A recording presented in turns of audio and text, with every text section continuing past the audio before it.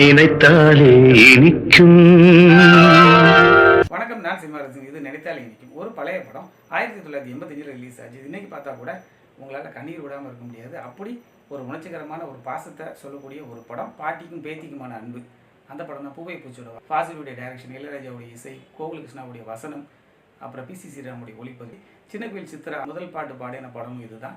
நதியாவுடைய முதல் படம். இப்படி நிறைய சிறப்பான அம்சங்களை கொண்ட அந்த படம் ரொம்பவே ஒரு உணர்ச்சிகரமான படமாக நமக்குள்ள ஒரு பெரிய தாக்கத்தை ஏற்படுத்தக்கூடிய படமாக இது அமைஞ்சுது. படத்துடைய ஆரம்பத்தில் பத்மினியை காட்டுறாங்க. அவங்க வந்து தனிமையாக வாழ்கிறாங்க, கோயிலுக்கு போகிறாங்க, வராங்க.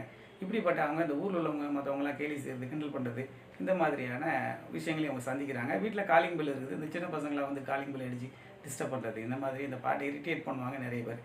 பக்கத்து வீட்டில் இருக்கக்கூடிய எஸ்.வி. சேகர் சவுண்டாக பாட்டு வச்சுக்கிட்டு தொந்தரவு பண்ணுறது, ஒரு வெறுமையாக அவங்க வாழ்க்கையை ஃபீல் பண்ணுவாங்க. அப்படிப்பட்ட அந்த பாட்டியோட வாழ்க்கையில் ஒரு வசந்தமாக வந்து சேர்றாங்க அந்த கதாநாயகி. அவங்களுடைய பேத்தி, மகள் வழி பேத்தி நதியா. படம் ஆரம்பித்த ஒரு 2வது காட்சியிலே அவங்களும் வந்துடுறாங்க. தன்னுடைய மகள் இறந்து போயிட்டாங்க. மகளுடைய கணவரை ரொம்பவே வெறுப்பாங்க.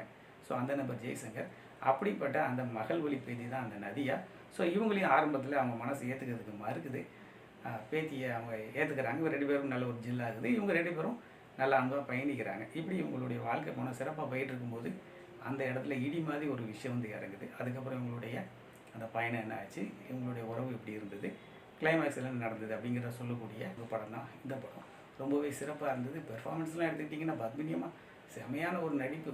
பேத்திக்கு கையில் அடிபட்டிருக்கும். அந்த பட்டாசு வெடிக்கும்போது அவன் கையில் உள்ள வலி வந்து என் நெஞ்சில் வலிக்குதுன்னு சொல்லுவாங்க. அதே மாதிரி இந்த பேத்திக்கு வந்து பிரெயினில் ஒரு ப்ராப்ளம் இருக்கும். அதுக்காக அவங்க ட்ரீட்மெண்ட்டுக்காக கூட்டிகிட்டு போகிறதுக்கு அப்பா ஜெய்சங்கர் வந்திருப்பார். அப்புறமா அந்த கே.கே. சவுந்தர், வி.கே. ராமசாமி இவங்கெல்லாம் பேசி அவங்கள வந்து அனுப்புவாங்க. ஸோ அப்படி அனுப்பக்கூடிய நேரத்தில் அந்த பாட்டியம்மா ரொம்ப ஃபீல் பண்ணுறது, கடவுளை என் பேத்தி எப்படியாவது காப்பாற்றுன்னு சொல்கிறது, அந்த சீனெல்லாம் அவ்வளோ ஒரு உணர்ச்சிகரமாக இருந்தது. கண்ணீர் வந்துடும் படம் பார்க்கக்கூடிய ஆடியன்ஸுக்கு. அப்படியே அந்த காட்சிகளை பதிவு செஞ்சுருப்பார் டைரக்டர் ஃபாசில். நடிச்சிருக்க மாட்டாங்க பாட்டியம்மா, அப்படியே வாழ்ந்துருப்பாங்க அந்த பத்மினி. அதே போல் நதியாவும் ரொம்பவே ஒரு சிறப்பான ஒரு பெர்ஃபார்மன்ஸை கொடுத்துருப்பாங்க. அவங்க வந்து ஒரு குடும்பத்தனம் செய்யக்கூடிய ஒரு பொண்ணாக நடிச்சிருப்பாங்க. படத்துடைய ஆரம்பத்தில் எஸ்.வி. சேகரை கிண்டல் பண்ணுறது, அதே போல் வி.கே. ராமசாமி பார்த்து கண்ணடிக்கிறது, இப்படி வீட்டில் அந்த ஊஞ்சலெல்லாம் தாண்டி போவாங்க. இப்படி அவங்களுடைய அந்த மேனரிசம், அவங்க பண்ணக்கூடிய ஒவ்வொரு செய்திகளும் ரொம்பவே ரசிக்கும்படியாக இருக்கும். இந்த சின்ன பசங்க வீட்டில் காலிங் பெல் அடித்து இந்த பாட்டியை தொந்தரவு பண்ணுவாங்க. அதே பசங்களை ஃப்ரெண்ட்ஷிப் ஆகி அவங்களோட சேர்ந்து பாட்டு பாடுறது, ஆடுறதுன்னு சொல்லிட்டு அந்த கேரக்டர் அவ்வளோ அழகாக டிசைன் பண்ணியிருப்பாங்க. அந்த கேரக்டருக்கு தான் ஒரு பெரிய ப்ராப்ளம் இருக்கும் பிரெயினில். ஸோ அது தெரிஞ்ச பின்னாடி ஆடியன்ஸுமே ரொம்பவே ஃபீல் பண்ணுற அளவுக்கு அந்த காட்சிகளை அமைச்சிருப்பாங்க. பாட்டி வீட்டுக்கு வந்ததுக்கான காரணம் என்ன அப்படின்னா, எங்கள் அம்மா வாழ்ந்த இடத்துல நான் வாழணும்னு சொல்லிட்டு நான் ஒவ்வொரு நொடியவும் நான் வாழ்ந்து என்ஜாய் பண்ணணும் அப்படிங்கிறதுக்காக தான் இங்கே வருவாங்க. பாட்டிம்மா கிட்டே சொல்கிற இடத்துலலாம் ரொம்பவே உணர்ச்சிகரமாக இருக்கும் அந்த காட்சி. அதே போல் அந்த சர்ச்சையில் வச்சு அப்பா கிட்டே பேசுகிறது, அந்த ஆழமான அன்பை நமக்குள்ளேயே ரொம்ப அழகாகவே கொண்டு வந்து சேர்த்துருப்பார் ஃபாசில்.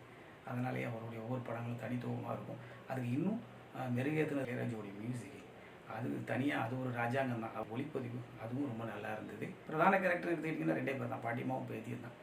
மற்ற கேரக்டர்களும் சேர்த்து மொத்தத்தில் ஒரு 6-7 கேரக்டர் தான்.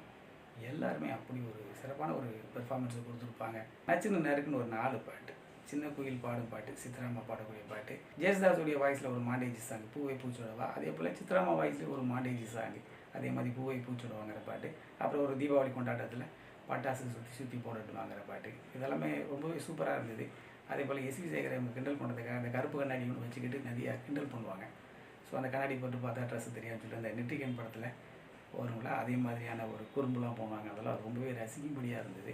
கடைசி 10 நிமிஷம் நம்மளை கண்ணீர் விட வச்சிடும். அப்படிப்பட்ட ஒரு கிளைமேக்ஸு. இந்த படத்தெல்லாம் நீங்கள் நிறைய முறை பார்த்து கொண்டாடி இருப்பீங்க. கண்டிப்பாக பார்க்கல அப்படின்னா கண்டிப்பாக அந்த படத்தை பாருங்கள். யூடியூப்பில் அவைலபிளாக இருக்குது. பார்த்து என்ஜாய் பண்ணுங்கள். உங்கள் மனசு லேசாகும்.